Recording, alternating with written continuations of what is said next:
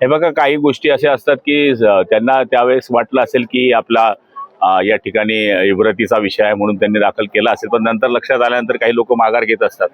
मागच्या काळामध्ये माझ्यावर सुद्धा असाच अब्रू नुकसानीचा दावा दाखल केला होता. पण शेवटी राजकारणी जरी असलो तरी काही गोष्टी या समजदारीने मिटत असतात, त्या पद्धतीने त्यांनी मिटवलं असेल.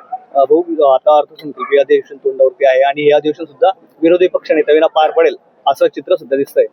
हे बघा, कोणत्याही सदनामध्ये 10% सभासद विरोधी पक्षाचे असल्याशिवाय ऑपोजिशन लीडर हा नियुक्त करता येत नाही. त्यामुळे आपण जर संख्या पाहिली तर 288 आमदार हे महाराष्ट्रामध्ये असतात. 29 आमदार ज्या पक्षाचे असतात त्याच पक्षाला अपोजिशन लीडर देता येतं. 29 आमदार कोणत्याच पक्षाकडे नसल्यामुळे ते माझ्या हातातली गोष्ट नाही आहे. मिनी विधानसभेची निवडणूक तोंडावरती आहे आणि विकास कामांचा जो धडाका आहे तो सुरू केलाय. उद्घाटन लोकार्पण तुमच्या हस्ते होत आहे जिल्हा परिषदेमध्ये.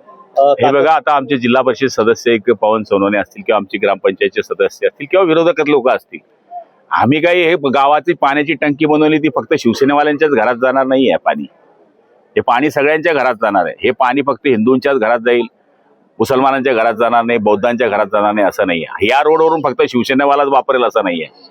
आम्ही सगळ्यांकरता कामं केलेली आहे. गाव हे विकासाचं केंद्रबिंदू मानून आम्ही काम करण्याचा प्रयत्न केला आहे. भाऊ, भाषण करताना आईच्या आठवणीने तुम्ही व्याकुळ झालेले दिसतात. आईची आठवण. हे बघा, मला जरी आई नसल्या तरी एवढ्या बहिणी, एवढ्या आई, आता आमची मीनाक्षी दिदी, एवढ्यांचे आशीर्वाद असल्यावर मला हे परमेश्वर रूपीच आशीर्वाद आहे. आणि शेवटी कोणत्याही स्त्रीमध्ये आई असते, कोणत्याही स्त्रीमध्ये बहीण असते आणि तिचे आशीर्वाद ही सगळ्यात मोठी शिजोरी आहे.